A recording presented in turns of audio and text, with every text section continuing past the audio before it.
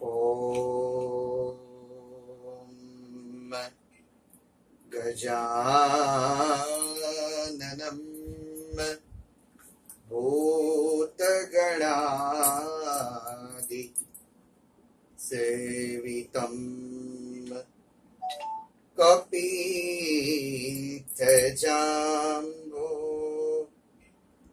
फलचारुभक्षणम् उमासुतं शोकविनाशकारकम्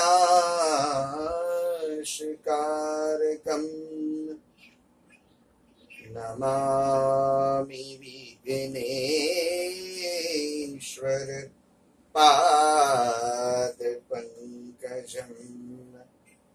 हंसयुक्तविमानस्ते ब्रह्माणि रूपधारिणी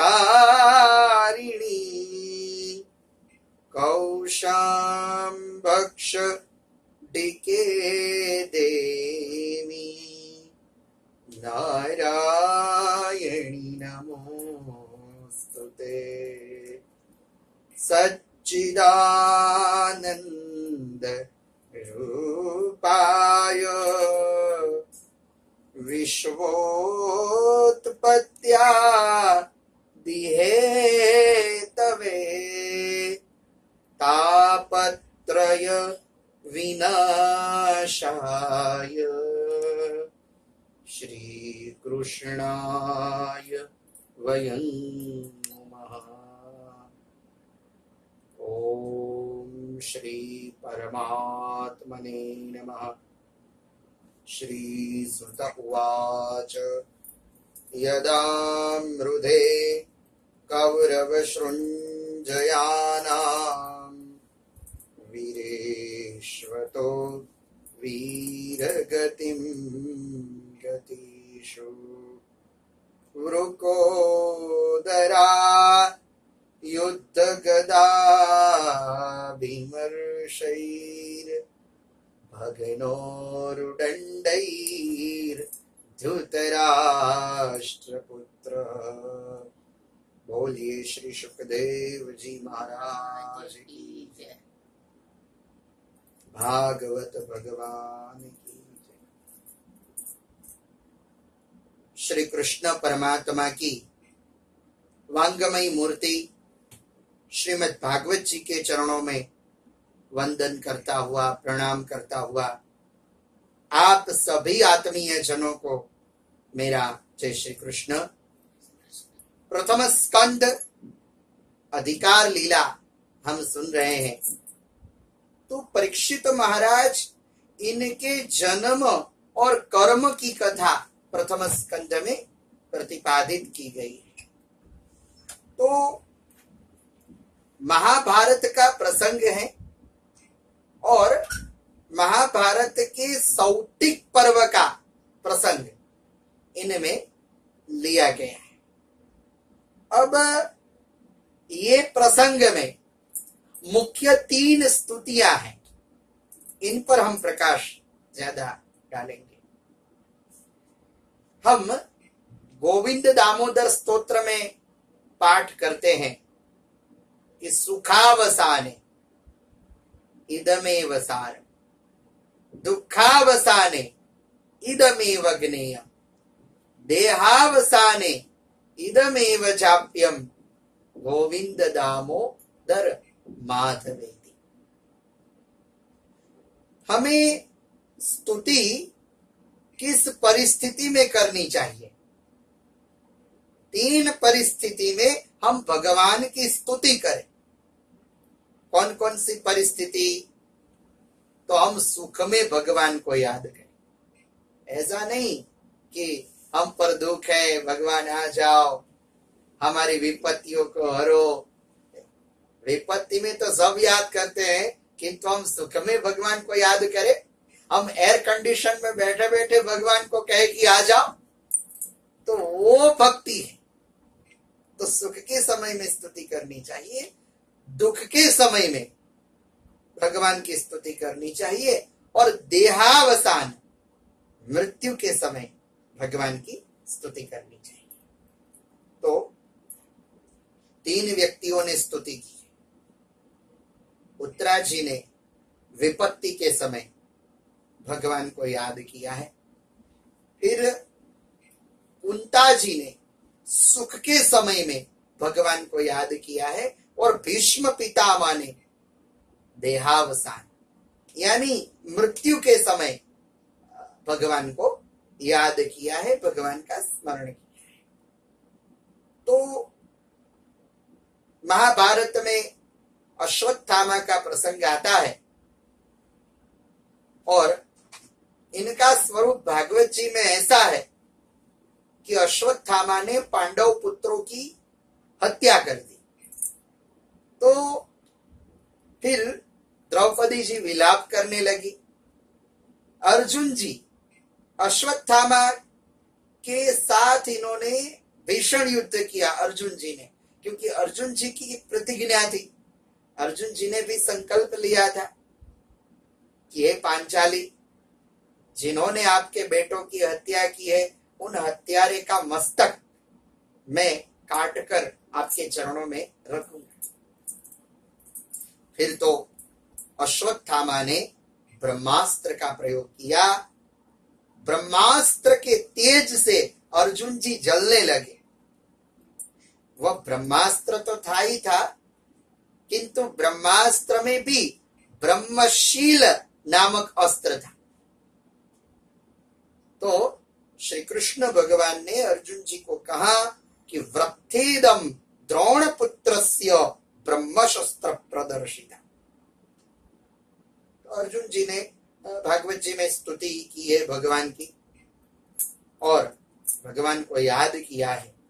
कृष्ण कृष्ण महाबाहो भक्तानाम भयंकरः त्वमेको दह्यमानानाम अपवर्गो श्री संश्रुते।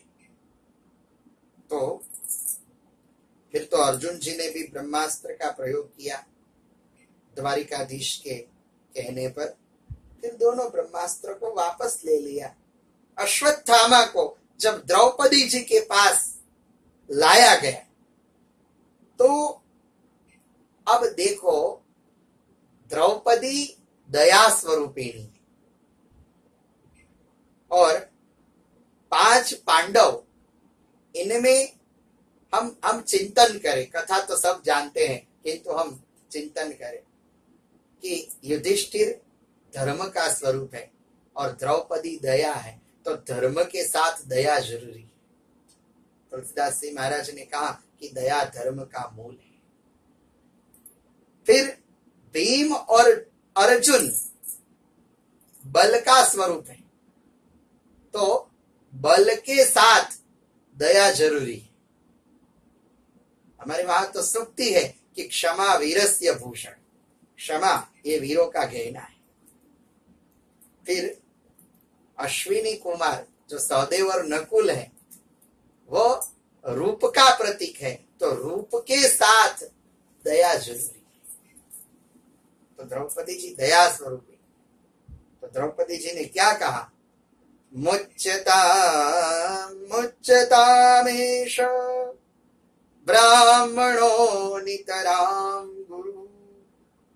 अरे ये ब्राह्मण है, गुरु का बेटा है, गुरु पुत्र गुरु समान है, इन्हें मुक्त कर दो। किंतु प्रश्न ये उपस्थित हुआ कि अर्जुन की प्रतिज्ञा का क्या?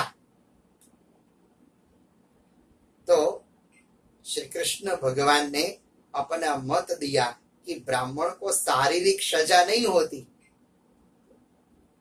ब्राह्मण को किस तरह सजा होती है? तो वपनम द्रविणादानम स्थानम निर्यापणम तथा एष वै ब्रह्म बंधूनाम वधम नान्योस्ति दैहिका। ब्राह्मण का यदि मुंडन किया जाए तो ब्राह्मण जिंदा होते हुए भी मुर्दा ही है, मरा हुआ। इनके पास से धन छीन लिया जाए तो ब्राह्मण जिंदा है फिर भी मरा हुआ है। तो अश्वत्थामा का अपमान करके छोड़ दिया। इनके मस्तक से मणि ले लिया, शिखा काट दी। और फिर प्रथम स्कंध में एक प्रसंग आता है कि अथ ते संपरेतानां स्वानां मोदकमिच्छताम् दातुं स कृष्ण गंगायां पुरस्कृत्य ययुस्त्रियः। भरत वंश की स्त्रियों को आगे करके श्री कृष्ण भगवान गंगा नदी के तट पर आए। कुरुक्षेत्र में जो जो व्यक्ति इनकी मृत्यु हुई थी, उनका निधन हुआ था, इनको श्री कृष्ण भगवान ने जलांजलि समर्पित की।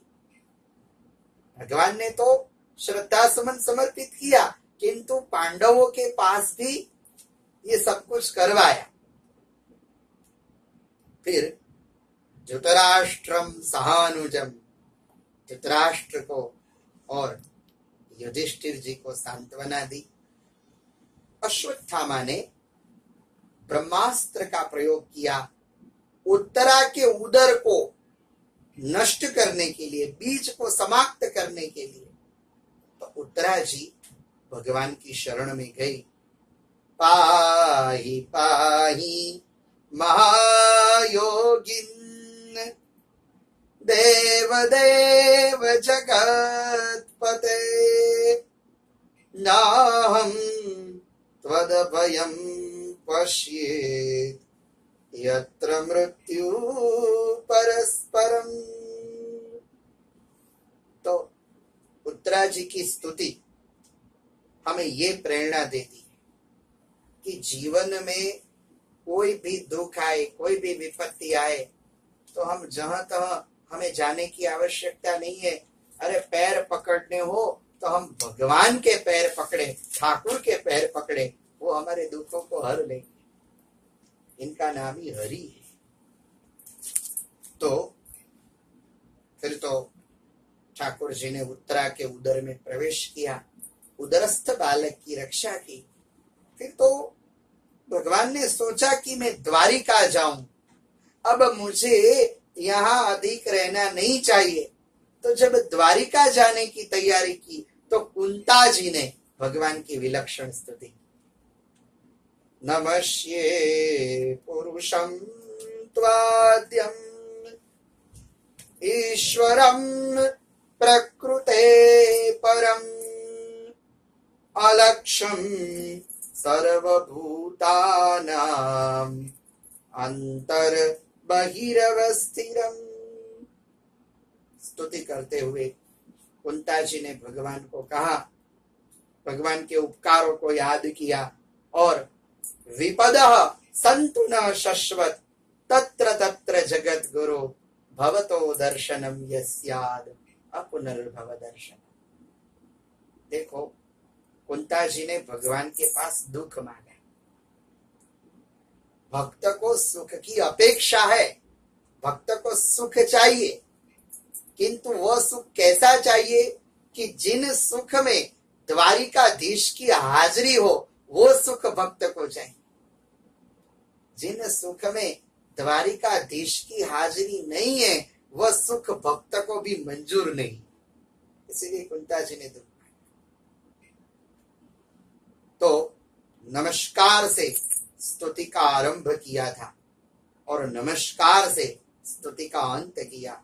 श्री कृष्ण कृष्ण सख वृष्णि स्वभाव निद्रुक राजन्य वंश दहनाम पवर्ग वीर्य गोविंद गोद्विज सुरारति हरावतार योगेश्वरा खिल गुरु भगवन नमस्ते।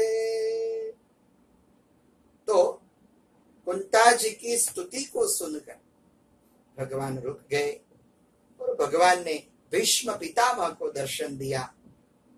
युधिष्ठिर महाराज, इनके मन में शोक हुआ। इन्होंने सोचा कि मैंने प्रजाजनों का द्रोह किया है, मैंने प्रजाजनों का द्रोह किया है, स्वजनों से छीनी हुई सत्ता मुझे शांति नहीं देती।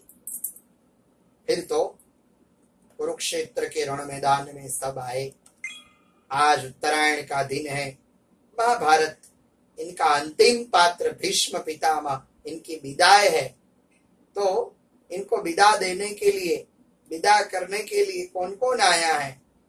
तो पर्वतो नारदो धौम्यो, भगवान बादरायण, बृहद्रथो भरद्वाजो, सशिष्यो रेणुकासुता, अनेक ऋषि मुनि आए। भीष्म दादा ने सबका वाणी से स्वागत किया। युधिष्ठिर महाराज को भीष्म पितामह ने ज्ञानोपदेश किया। राज धर्म, स्त्री धर्म, आपद धर्म, इन सब धर्मों का निरूपण किया। और फिर भीष्म पितामह ने भगवान से कहा कि सदैव देवो भगवान प्रतीक्षताम् कलेवरं या यदिदं मिनोम्यम् प्रसन्नहासा ऋणलोचनौ लसत् मुखाम्बुजोद्या न पथश्चतुर्भुजम्। हे कृष्ण, जब तक ये शरीर छोड़कर मेरा प्राण जाए नहीं, तब तक आप मेरे निकट रहना। और इसीलिए बड़ा अच्छा पद है कि मेरा प्राण निकले सुख से, तेरा नाम निकले मुख से, बच जाऊं घोर दुख से। जब प्राण तन से निकले, इतना तो करना स्वामी। जब प्राण तन से निकले, श्री गंगा जी का तट हो या यमुना का बंसी बट हो, मेरा सावरा निकट हो। जब प्राण तन से निकले। तो भीष्म पितामह ने फिर पुष्पिताग्रा छंद में भगवान की स्तुति की। श्री भीष्मोवाच इति मतिरुपकल्पिता वितृष्णा भगवती सात्वत पुंगवे विभुम्नि स्वसुखमुपगते क्वचिद्विहर्तुम् प्रकृते मुखेयुषि यद्भव प्रवाह त्रिभुवन कमनं तमालवर्णं रविकर कौरवराम्बरं ददानि वपुरलककुला वृतार्णनाब्जम् विजय सखे रतिरस्तु मे नवद्य। तो भीष्म पितामह ने इति शब्द से अपनी स्तुति का प्रारंभ किया कि हे द्वारिकाधीश, मेरे जीवन का ये अंतिम पुष्प है, आप इनका स्वीकार कीजिए। अब और कोई पुष्प मैं समर्पित करने वाला नहीं। तो भीष्म पितामह ने अपनी मति ठाकुर जी को समर्पित की। मति, गति और रति तीनों द्वारिकाधीश में समर्पित भीष्म पितामह ने की। एक एक प्रसंग का निरूपण किया है। भगवान की प्रतिज्ञा को भीष्म पितामह ने याद किया है। स्वनिगमम अपहायम प्रतिज्ञा। प्रतिज्ञा कैसी?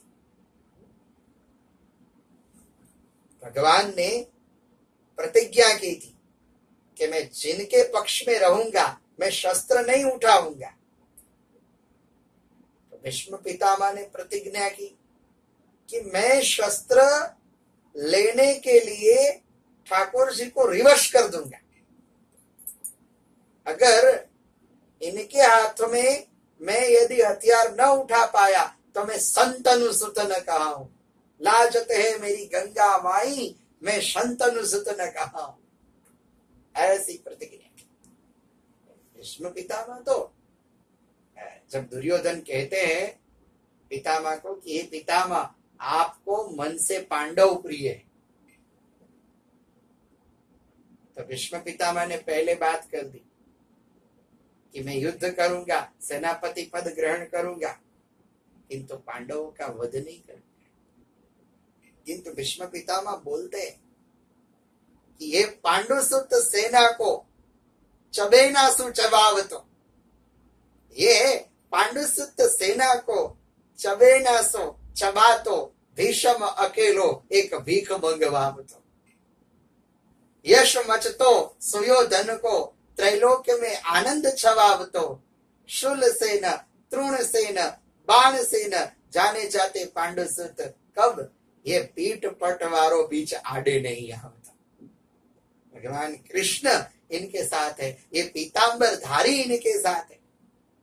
और कृष्ण मानी धर्म, जहां पर धर्म है वहां पर विजय है। यह तो धर्मस्ततो जय, ये पितामह भी जानते थे। तो उसी समय भीष्म पितामह ने अपनी प्रतिज्ञा का स्मरण किया है, प्रतिज्ञा को याद किया है। तो भीष्म पितामह कहते हैं भगवान को कि आप कहो मैं शस्त्र बिन भूमि हरई सब भार, हमको क्षत्रिय न गिने बोले बचन विचार। तब डारी चक्र परि हंसी पड़ो दियो उत्तर ब्रिजराज। भगवान बोले, क्या बोले कि तजी प्रतिज्ञा मोरी में तोरी प्रतिज्ञा काज। तेरी प्रतिज्ञा के लिए ही मैंने मेरी प्रतिज्ञा का खंडन किया है। तो भक्त और भगवान का प्रेम भीष्म स्तुति में है। तो भीष्म पितामह ने देह त्याग किया और युधिष्ठिरम कारयित्वा मुहूर्तम दुखितो भवा। युधिष्ठिर जी ने सब क्रियाएं करवाई और एक मुहूर्त थोड़ा समय वह शोक मग्न रहे। ज्ञानी पुरुष का बहुत शोक नहीं रहता। फिर तो भगवान द्वारिका गए, वापस हस्तिनापुर आए। युधिष्ठिर महाराज ने 3 अश्वमेध यज्ञ किए और फिर भगवान ने विदाई ली। द्वारिका में सब रोने लगे भगवान की विदाई समय। कौन कौन रोया? तो सुभद्रा, द्रौपदी, कुंता, विराट तनया तथा गांधारी भी रोई। और अर्जुन जी को लेकर भगवान द्वारिका में गए। उधर उत्तरा के उदर में जो बीज था, जिनकी रक्षा स्वयं परमात्मा ने की थी, वह परम भागवत परीक्षित महाराज का जन्म हुआ। बोलिए परीक्षित महाराज की जय। वैदग्न दैवग्न ब्राह्मण आए और जात कर्म संस्कार संपन्न करवाया। बालक का नाम परीक्षित रखा। परीक्षित क्यों रखा? जब इन्होंने जन्म लिया तो वह निरीक्षण करता था कि जो स्वरूप मैंने मां के उदर में देखा वह स्वरूप कहाँ है। निरीक्षण करने लगा, इसलिए इनका नाम हुआ परीक्षित। एक नाम इनका विष्णुरात है। विष्णुरात इसीलिए है कि इनकी रक्षा स्वयं परमात्मा ने की है। तो ब्राह्मणों ने तो भविष्य कथन किया कि ये शिवी जैसा उदार होगा, शिव जी जैसा, भगवान विष्णु जैसा शरणागत वत्सल होगा, पितरों जैसा सहिष्णु होगा। पितर, हमारे जो पितर होते हैं वो कभी कठोर नहीं होते। आजकल लोग कहते हैं ना पितरों परेशान करते हैं, तो पितरों तो सहिष्णु है। तो परीक्षित महाराज भी ऐसे होंगे, किंतु ब्राह्मण श्राप से, सर्प डंश से इनकी मृत्यु होगी। युधिष्ठिर महाराज भयभीत हो गए, तो कहा कि चिंता करने की कोई आवश्यकता नहीं है। ब्राह्मण का श्राप इनके लिए तो आशीर्वाद रूप सिद्ध होगा। योग्य सदगुरु की शरण में जाएंगे, 7 दिन में वो आत्यंतिक कल्याण करेंगे अपनी काया का। उधर विदुर जी हस्तिनापुर आए, धृतराष्ट्र को भजन करने के लिए विदुर जी हरिद्वार ले गए। हरिद्वार में धृतराष्ट्र की सदगति हुई। उधर धर्मराज ने कलयुग के लक्षण देखे, तो धर्मराज को कुछ अपशुगुण हुए। और अपशुगुण कौन कौन से हुए? तो हमारे घर के आंगन में जब कुत्ता रोता है तो वह अपशुगुण की निशानी होती है। ये भागवत जी ने कहा। धर्मराज को ऐसे अपशुगुण दिखाई दिए। और फिर तो अर्जुन जी आए। अर्जुन जी ने श्री कृष्ण स्वधाम गमन के समाचार युधिष्ठिर जी को सुनाए। अर्जुन जी ने पहली बार युधिष्ठिर जी को कहा कि वंचितो हम महाराज हरिनाम बंधु रूपी। अर्जुन जी ने युधिष्ठिर महाराज को महाराज कभी नहीं कहा। ये पहली बार ऐसा प्रसंग है कि महाराज कह के इन्होंने संबोधन किया। फिर तो कुंता जी की मृत्यु हुई और पांडव स्वर्ग की ओर गए। परीक्षित महाराज का शासन, इनके शासन काल में परीक्षित ने कलयुग का निग्रह किया, कलयुग को स्थान दिए कि कहां कहां रहना है। कलयुग का वध परीक्षित महाराज ने इसीलिए नहीं किया कि अन्य युगों में भगवान की प्राप्ति बड़ी कठिन है, किंतु कलयुग में ठाकुर जी की प्राप्ति अति सरल है। ये कलयुग का गुण है, इसीलिए कलयुग का वध परीक्षित महाराज ने नहीं किया। तो द्यूतम पानम स्त्रिय सूरा यत्रा धर्म चतुर्विधम ततो नृगम मदम कामम रजो वैरम च पंचमम पुनश्च यातमानानां जात रूपम मदान्धसम। किस किस स्थान पर कलयुग को निवास दिया? द्यूत, फिर मदिरा, तीसरा व्यभिचार, चौथा हिंसा और पांचवा सुवर्ण, सोना। किंतु जो सोना अनीति का है, जो धन अनीति का है, वहीं पर कलयुग का निवास है। जहां पर नीति है वहां कलयुग नहीं है। जहां अनीति है, जहां सुमति तहां संपत्ति नाना, जहां कुमति तहां विपत्ति निदान। तो परीक्षित महाराज ने गलती की। जरासंध का मुकुट पहन के वह शिकार खेलने के लिए गए और इन्होंने ऋषि के गले में मृतक सर्प पहनाया और ऋषि बालक ने, ऋषि श्रृंग ने परीक्षित महाराज को श्राप दे दिया। इति लंघित मर्यादा तक्षक सप्तमी हनि द्रक्षति स्व उलांगारम चोदितो मे तद ध्रुवम। राजा के पास सत्ता का बल हो तो क्या हो गया, हमारे पास तपोबल है। जिन राजा परीक्षित ने ऋषि मेरे पिता के गले में मृतक सर्प डाला है, आज से 7वें दिन इनको तक्षक नाग काटेगा और इनकी मृत्यु होगी। वाग वज्रम विसर्जय, ब्राह्मणों के लिए वाणी ही इनका शस्त्र है।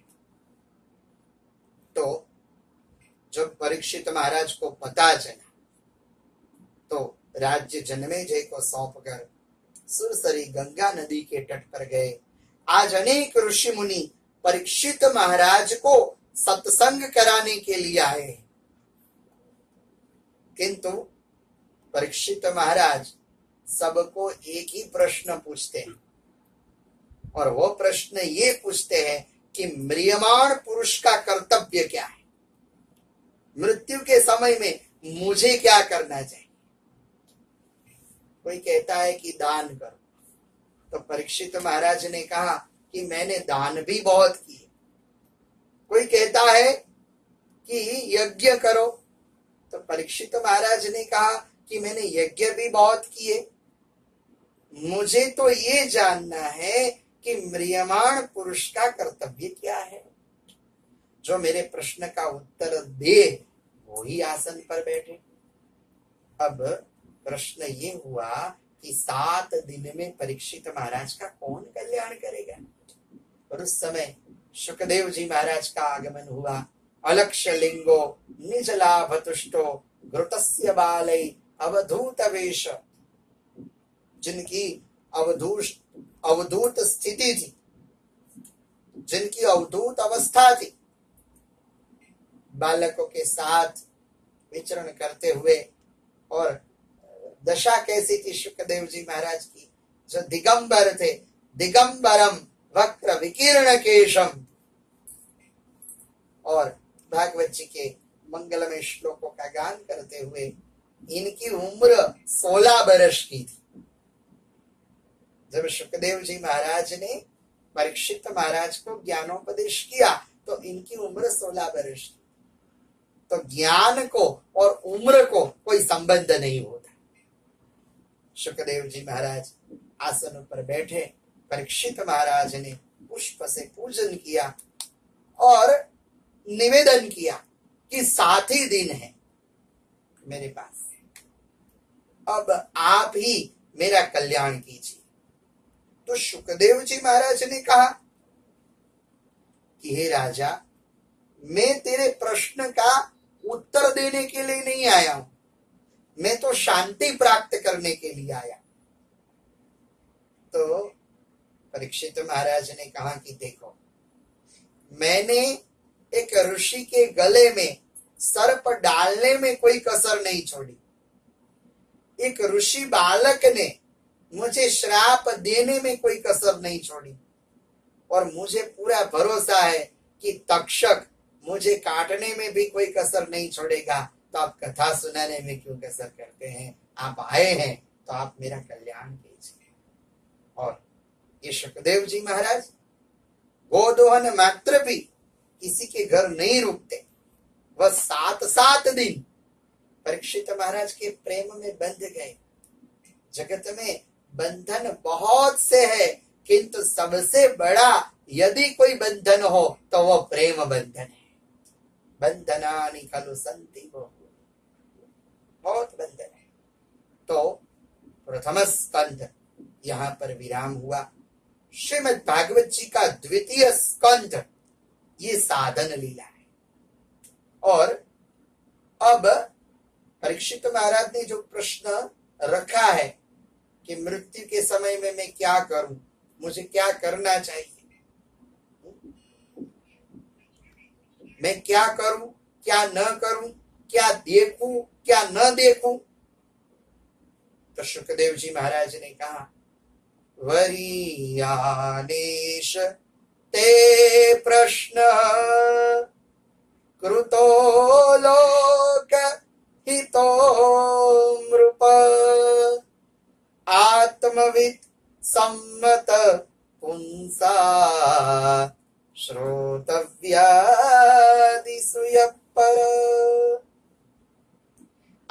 प्रश्न उत्तम है। आत्मवादियों को जचे ऐसा प्रश्न आपने पूछा है। हमारी संपूर्ण दिनचर्या का वर्णन शुकदेव जी महाराज ने द्वितीय स्कंध में किया है। कहा कि देखो, पहले तो भयभीत होने की कोई आवश्यकता नहीं है। आपके पास 7 दिन है।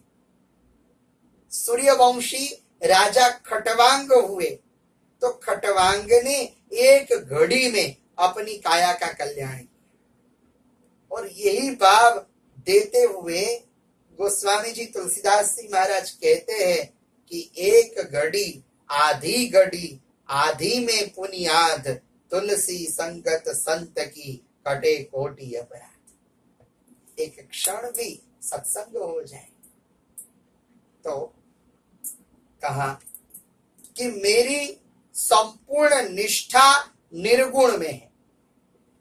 परिष्ठितोपि नैर्गुण्यो उत्तम श्लोक लीलया गृहीत चेता राजर्षे पुराणं तदधीतम्। तो जीवन में 3 अवस्था है, बाल्य अवस्था, युवा अवस्था, वृद्धावस्था। वो मनुष्य की व्यर्थ ही जाती है। तो जब मृत्यु का समय आए तो व्यक्ति को तीर्थ क्षेत्र में जाना चाहिए, प्राणायाम करके समाधि तक व्यक्ति को पहुंचना चाहिए, और यौगिक प्रक्रिया से वह अपने देह का त्याग करे। फिर मृत्यु को मंगलमय बनाने के लिए क्या करें? तस्माद् भारत सर्वात्मा भगवान हरिरीश्वर श्रोतव्य कीर्तितव्यश्च स्मर्तव्य चेच्छता भयम्। भगवान कृष्ण सबकी आत्मा है। इनकी लीला चरित्रों का हम श्रवण करें। श्रवण, मनन और निरिध्यासन, 3 भूमिका बताए। तो ध्यान के भी 2 प्रकार बताए, स्थूल ध्यान और सूक्ष्म ध्यान। स्थूल ध्यान मानी सब में परमात्मा के दर्शन। जो भावना, जो कल्पना गोस्वामी जी तुलसीदास जी महाराज की है, सिया राम मैं सब जग जानी, करहूं प्रणाम जोरी जुग पानी। और सूक्ष्म ध्यान, हृदय मंदिर में परमात्मा के स्वरूप का दर्शन, जो प्रादेश मात्र स्वरूप है। फिर भगवान के 2 स्वरूपों का निरूपण किया, विराट स्वरूप और स्वराट स्वरूप। तो परीक्षित महाराज ने विराट स्वरूप के बारे में पूछा, तो उत्तर देते हुए शुकदेव जी महाराज ने कहा कि ये विश्व ही भगवान की मूर्ति है। पाताल में तस्य ही पादमूलम। हमारे पृथ्वी के नीचे जो सप्त पाताल है, अतल, वितल, सुतल, रसातल, तलातल, महातल और पाताल, ये विराट नारायण भगवान के कटि प्रदेश से लेकर कटि प्रदेश से चरण तक अंग है। कटि प्रदेश से लेकर चरण तक। फिर ऊपर जो लोक है, भूः, भुवः, स्वः, जन, तप, मह, सत्य, ये विराट नारायण भगवान के हाथ से लेकर मस्तक तक अंग है। पर्वत, ये विराट नारायण भगवान की नाड़ियां है। वृक्ष, ये विराट नारायण भगवान के रोम है। और वही भगवान सृष्टि का सर्जन, पालन और लय करने वाले। तो परीक्षित महाराज ने प्रश्न पूछा कि भगवान सृष्टि सर्जन, पालन और लय कैसे करते हैं? तो शुकदेव जी महाराज ने मंगलाचरण किया। इन्होंने परमात्मा की वंदना की, नमो परस्मै पुरुषाय भूयसे सदोद्भुव स्थान निरोध लीलया गृहीत शक्ति त्रुतयाई देहिन अंतर्भवात्मा उपवर्म लक्षणी। श्रीपति को वंदन। श्रिय पतिर लोकपतिर यज्ञपति प्रसीदताम में भगवान सताम पति। भगवान की वंदना की और फिर सभा में भगवान वेदव्यास जी भी बैठे हुए हैं, पराशर जी भी बैठे हुए हैं। तो अपने पिताजी को, अपने दादा को, पितामह को प्रणाम किया। नमस्तस्मै भगवते व्यासायामित तेजसे पपुर ज्ञान मयाम सौम्यम यन्मुखाम्बुज आसन। और फिर पद्म कल्प की कथा सुनाई कि एक बार देवर्षि नारद जी ब्रह्मा जी के पास आए और ब्रह्मा जी को पूछा कि मैं आपको ही भगवान मान रहा हूं, तो आप किसका ध्यान कर रहे हैं? तो ब्रह्मा जी ने कहा कि जिनसे ये सारा जगत उत्पन्न हुआ है, ये भगवान नारायण का मैं ध्यान कर रहा हूं। और नारायण परो वेद, नारायण परम मुख, नारायण परो ज्योति, नारायण परम तप। भगवान नारायण ने धर्म की स्थापना के लिए 24 अवतार लिए। पहले तो ब्रह्म के सिवा कुछ था ही नहीं। वह ब्रह्म को एक में से अनेक होने की इच्छा हुई। पंच ज्ञानेन्द्रिय, पंच कर्मेंद्रिय, मन बुद्धि चित्त अहंकार, इनकी 5 तन्मात्रा, एक एक इंद्रियों में एक एक देवों ने प्रवेश किया। किंतु जब आत्मा ने प्रवेश किया तो विराट नारायण भगवान का प्रादुर्भाव हुआ। इनकी नाभि से कमल हुआ और कमल से ब्रह्मा जी की उत्पत्ति हुई। ब्रह्मा जी ने कहा मैं उत्पन्न हूं, किंतु ये कमल का अंत ही नहीं मैंने पाया। फिर तो आकाशवाणी हुई, तप तप, मैंने तप किया और भगवान ने मुझको दर्शन दिए और भगवान ने कहा कि आप सृष्टि का सर्जन करो। तो ब्रह्मा जी ने कहा कि मैं सृष्टि सर्जन करूं, किंतु आप मुझे ज्ञान दो और ज्ञान ऐसा दो कि मुझे अहंकार न आए कि ये मैंने किया है। जब मैं था तो प्रभु नहीं, अब प्रभु है तो मैं नहीं। प्रेम गली अति सागरी तामे दुन समाए। तो मुझे अहंकार नहीं चाहिए। तो ब्रह्मा जी इन्होंने ऐसा मांगा तो भगवान ने ब्रह्मा जी को 4 श्लोक सुनाए। मूल भागवत 4 ही श्लोकों में था, जिनको चतुर्श्लोकी भागवत कहते हैं। क्या कहते हैं भगवान? श्री भगवान उवाच अहमेवा समेवाग्रे नान्यं सदसदसत्परम्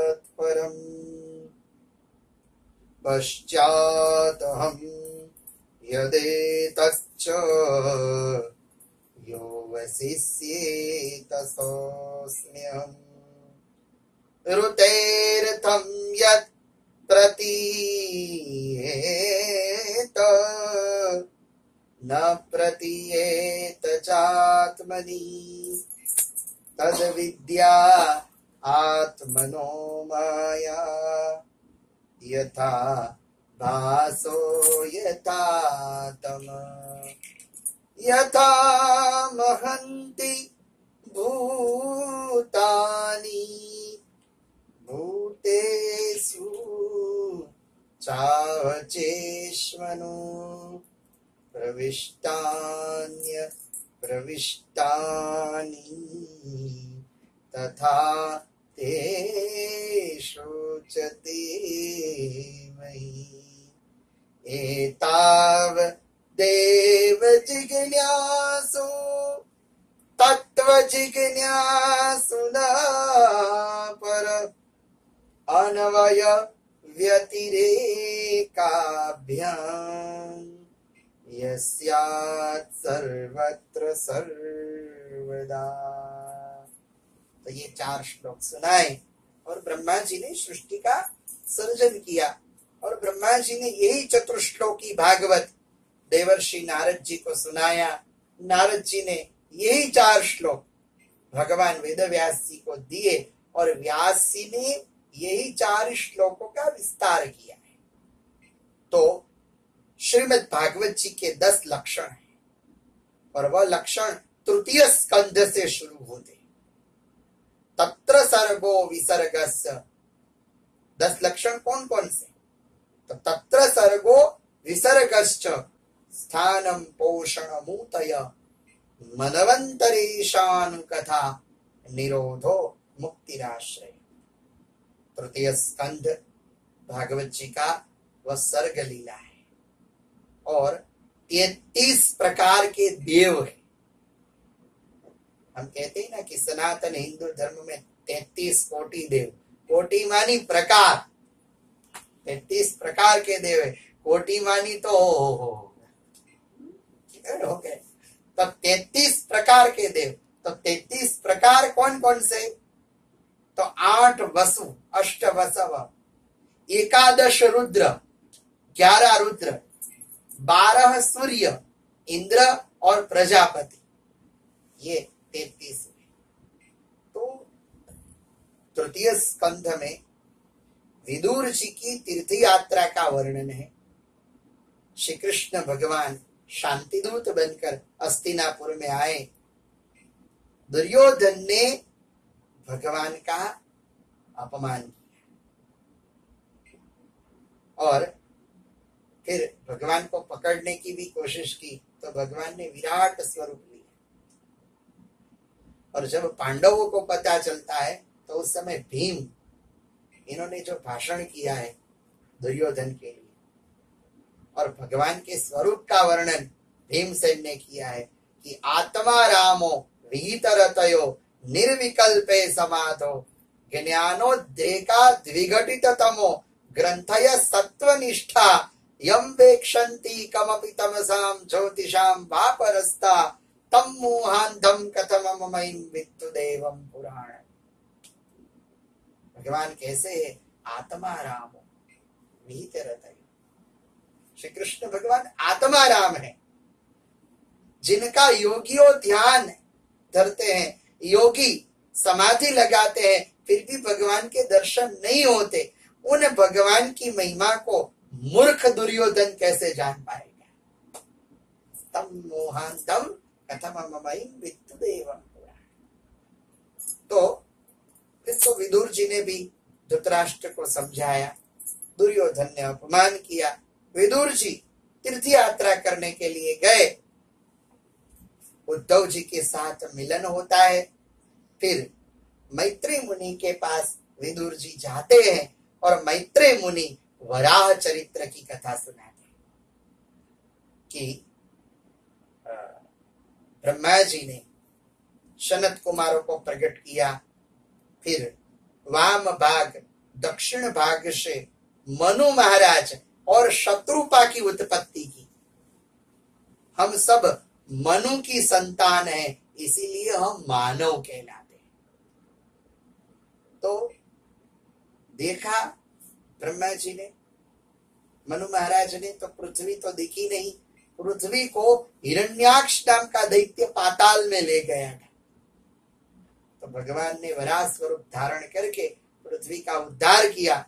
फिर मनु महाराज ने अपनी कन्या देवहूति का विवाह कर्दम ऋषि के साथ किया।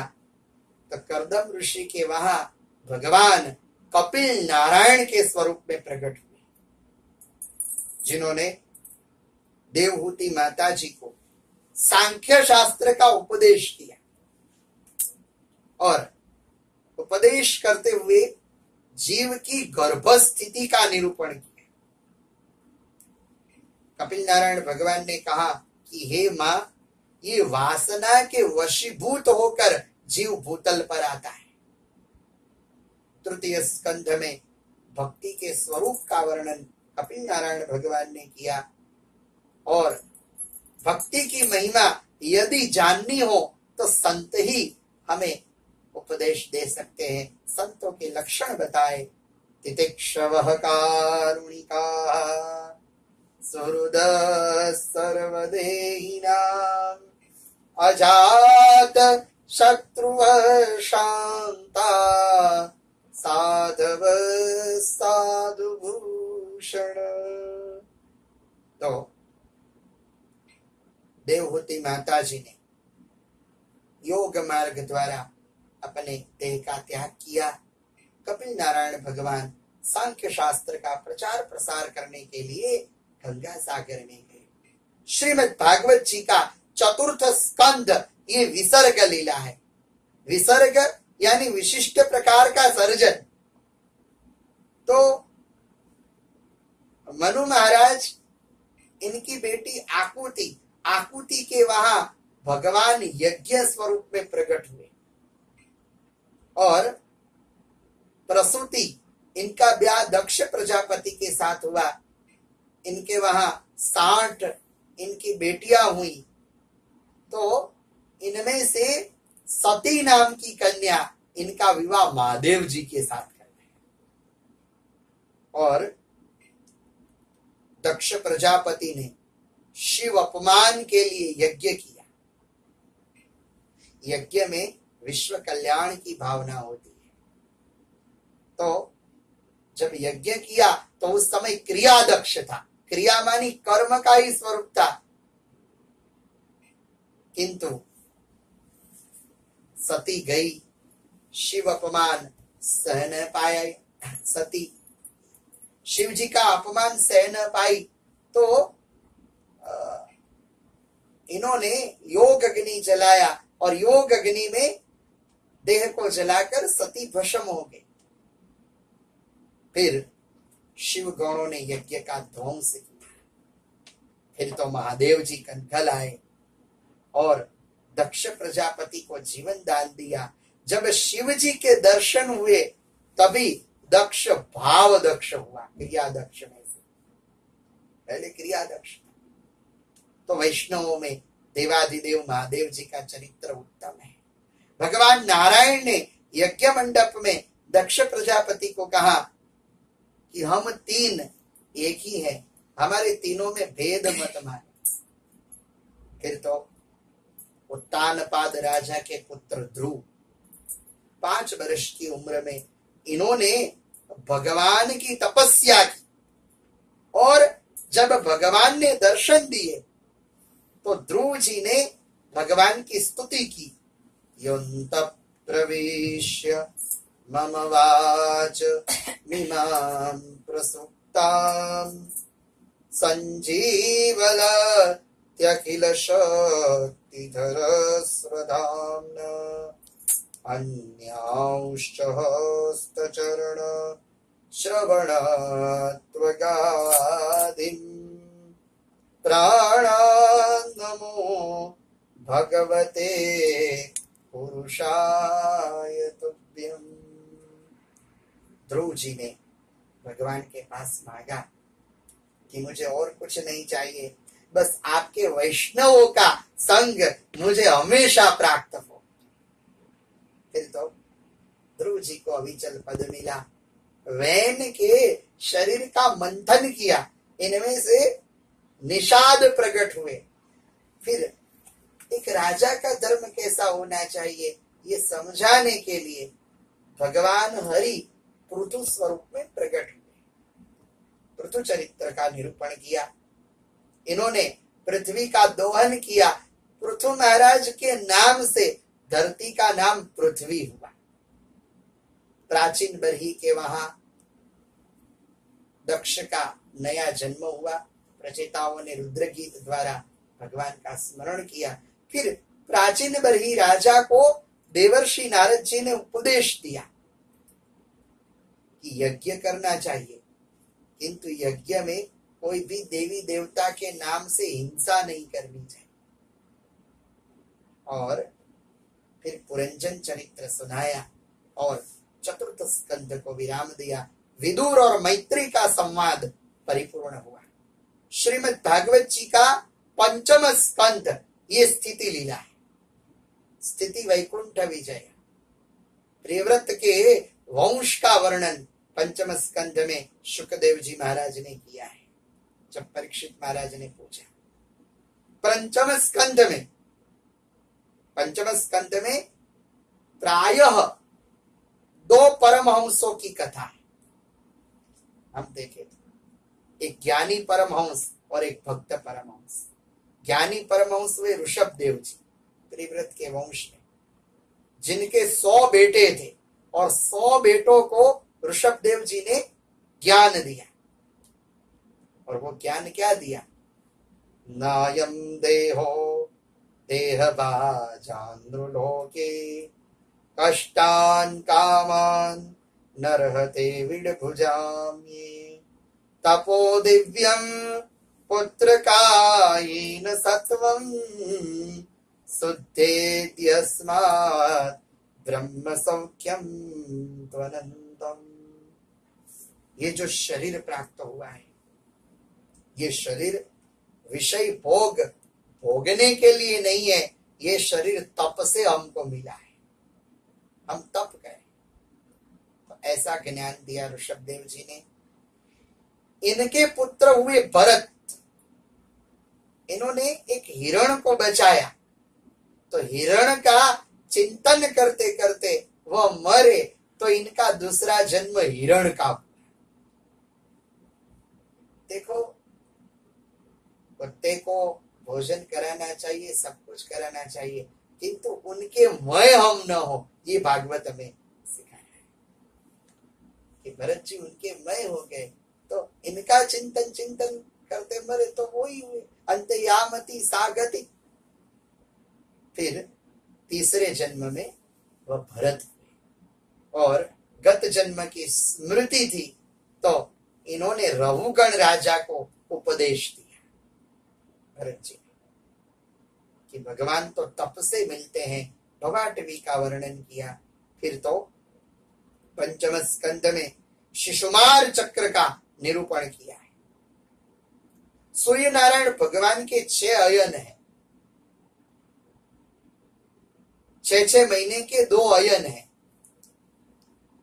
12 हमारी राशियां हैं। एक राशि में 1 मास तक भगवान सूर्य विचरण करते हैं, ऐसा निरूपण पंचम स्कंध में किया। सप्तद्वीप का वर्णन किया, जम्बू द्वीप, लक्ष द्वीप, शाक द्वीप, शाल्मनी द्वीप, कृष द्वीप, क्रौंच द्वीप, पुष्कल द्वीप। ये जो द्वीप है वह जम्बू द्वीप है। फिर जम्बू द्वीप में भी ये जो समंदर है वह खारे जल का समंदर है। भारतवर्ष का वर्णन किया कि भारतवर्ष में कितने पर्वत है। मलयो, मंगल प्रस्थो, मैनाक, त्रिकूट, वैंकट, गोवर्धन, देवगिरी, सह्याद्री, ताम्रवर्णी, चर्मणवटी, रोजस्वती, शिप्रा, कावेरी, सरयू, नर्मदा, गंगा नदियां है। और भारतवर्ष के लोग भगवान मुकुंद की सेवा में तत्पर है। पृथ्वी के नीचे 7 पाताल हैं, अतल, वितल, सुतल, रसातल, तलातल, महातल और पाताल। तो पाताल में भगवान शेष का निवास है। एक पाताल से दूसरा पाताल 10-10 हजार योजन दूर है। पाताल की दक्षिण दिशा में नरक आए हुए हैं। तामिश्र, अंधतामिश्र, रौरव, महारौरव, असिपत्रवन, कृमि भोजन, सप्तसूर्मः, संडंसः, सुयोधः, प्राणरोधः, विशासनः, अयप्पानः, रक्षोगण भोजनः, असिपत्रवनः, वैतरणी। जीव जो जो कर्म करते हैं इनको यमदूत नरक में डालते हैं। तो छठा स्कंद श्रीमद् भागवत जी का पुष्टि लीला है। पोषणम तदनुग्रह। परीक्षित महाराज ने पूछा कि ये नरकों का आपने वर्णन किया तो सुनते ही कष्ट हो रहा है, तो इनमें से मुक्त होने के लिए हम क्या करें? तो शुकदेव जी महाराज ने कहा कि हरेर नाम, भगवान के नाम का आश्रय, और नाम का आश्रय अजामिल ने किया। एक ऋषि के कहने पर इन्होंने अपने बेटे का नाम नारायण रखा तो वह तर गए। फिर तो छठे स्कंध में नारायण कवच का वर्णन है।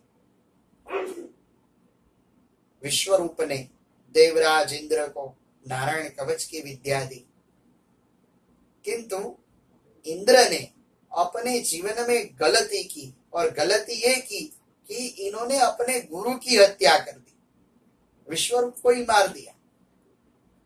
तो त्वष्टा ने यज्ञ किया, इंद्र शत्रु विवर्धस्व, तो इंद्र शब्द को बड़ा किया और शत्रु शब्द को छोटा किया। तो इंद्र से मरने वाला वृत्रासुर, इनका प्रादुर्भाव। देवराज इंद्र ने दधीचि ऋषि के शरीर का सतार वज्र बनाया, और वृत्रासुर को वज्र में भगवत दर्शन हुए तो वृत्रासुर ने भगवान की स्तुति की। अहम हरे तव पादैकमूल दासानुदासो भवितास्मि भूय मनस्मरेतां श्रुपथे गृणांस्ते गृणीतवा कर्म करोतु काय। हे श्री जी, यदि आपकी सेवा मिले तो मुझे स्वर्ग का सुख नहीं चाहिए, मुझे पाताल का सुख नहीं चाहिए, मुझे मोक्ष नहीं चाहिए। तो वृत्रासुर ये गत जन्म में चित्रकेतु नाम का गंधर्व था। पार्वती माता जी के श्राप से वह असुर हुआ। दिति माता ने पुंसवन नामक व्रत किया, तो इनके उदर से जो जन्मे वह देव कहलाए। 49 मरुतगण, इनका प्रादुर्भाव। श्रीमद् भागवत जी का 7वां स्कंध ये होती लीला है। परीक्षित महाराज को प्रश्न पूछा। परीक्षित महाराज ने शुकदेव जी महाराज को प्रश्न पूछा कि भगवान के लीला चरित्र हम देखते हैं तो हमें ये देखने को मिलता है कि भगवान देवों को तारते हैं तो दैत्यों को मारते हैं, ऐसा क्यों है? तो शुकदेव जी महाराज ने कहा कि भगवान तो सबको तारते ही है। आपको जो प्रश्न हुआ वही प्रश्न एक बार युधिष्ठिर जी को हुआ। जब शिशुपाल का वध हुआ तो युधिष्ठिर जी ने देवर्षि नारद जी को प्रश्न पूछा, और नारद जी ने प्रहलाद चरित्र की कथा सुनी। हिरण्यकश्यपु, इन्होंने ब्रह्मा जी का तप किया। उस समय कयाधु के उदर में प्रहलाद जी थे, और नारद जी ने कयाधु को सत्संग सुनाया। वह सत्संग की असर उदरस्थ रहे हुए बालक पर हुई। प्रहलाद जी को शंडामर्क की पाठशाला में पढ़ने के लिए रखा गया। और फिर हिरण्यकश्यपु ने पूछा कि हे प्रहलाद, तूने क्या ज्ञान अर्जित किया? तो प्रहलाद जी ने कहा कि ये संसार है ना, वो गड्ढा है, और संसार रूपी गड्ढे से बाहर निकलने के लिए भगवान का नाम ही सर्वोत्तम है। फिर तो नौधा भक्ति का उपदेश प्रहलाद जी ने हिरण्यकश्यप को किया।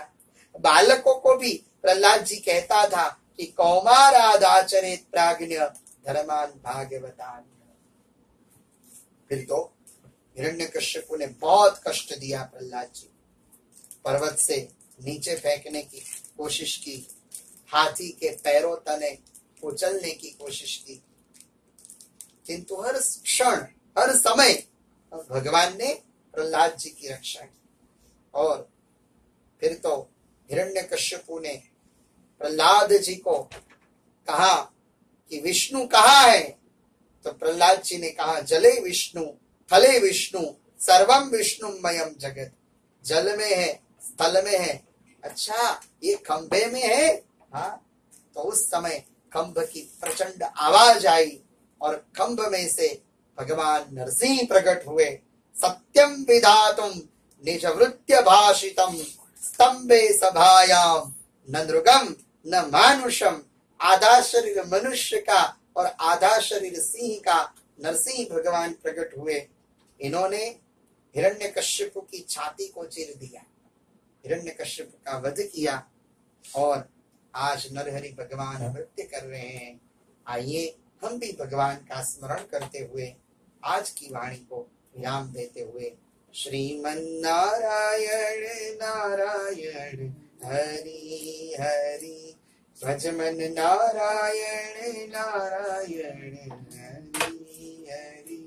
तेरी लीला सबसे न्यारी न्यारी हरि हरि हरि ओम नमो नारायणाय ओम नमो नारायणाय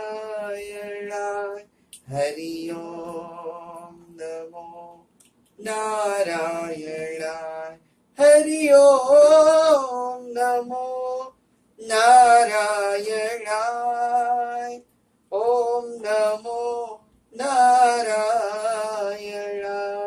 हरि ओम नमो नारायणाय हरि ओम नमो नारायणाय। नरहरि भगवान की जय। ओम नमः पार्वती पतये हर हर महादेव।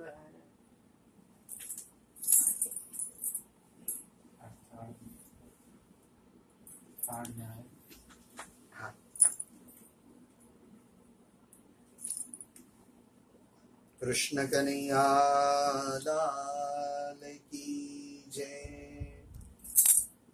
मारा रस बिना रण छोड़ मारा रंगीला रण छोड़ तमने शुंकरी निज माडू जेना हाथे जीवन डोर जेना हाथे जीवन डोर तमने शुंकरी जमाडू भाव धरी पिरसी पतराणी प्रेम धरी छे जारी मुखवास लेवु कर जोर मुखवास लेवु कर जोर तमने शुं करीने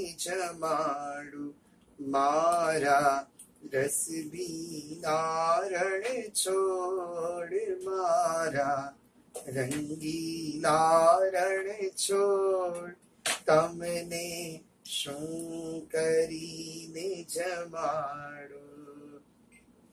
पुनीतना अंतर मां पोडो प्रेमनी चादर ओढ़ो मारा काळजडानी कोण मारा काळजडानी कोण तमने शुं करीने जमाडू। मंगले शिवे सर्वार्थ साधिके शरण्ये त्र्यंबके गौरी नारायणी नमोस्तुते नारायणी नमोस्तुते नारायणी नमोस्तुते।